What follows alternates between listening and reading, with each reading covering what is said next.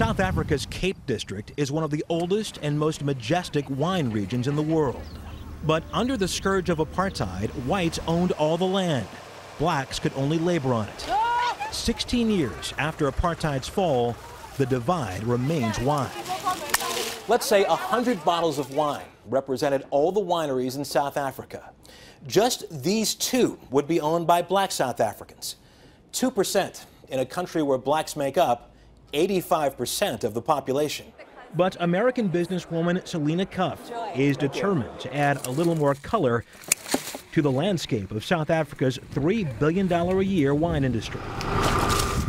It all began in 2005 when she took a single sip of a rosé produced by a black winemaker in Soweto. I said, "Where can I get your wine in the States?" And she was like, "Sorry, sister, we're struggling to get distribution in South Africa, let alone in the U.S." And so that's when the idea was born. Just like that? Just like that. Cuffe traded in a six-figure sales job at Procter & Gamble for a real gamble. I quit my job, sold everything that I had, and convinced my husband to give up our savings to invest in bringing these wines to the U.S. market. Look at this one. Look. As a child, Momsy Rangaka could never dream of owning her own land. But today, she and her husband are pioneers. After buying this scruffy 100-acre vineyard, they named it Moody after an African heroine.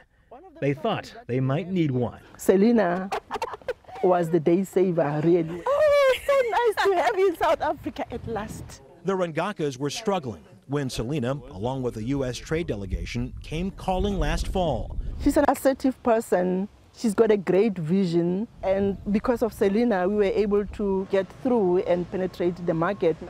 Moody's wines are now sold across the country with a distribution deal with Sam's Club.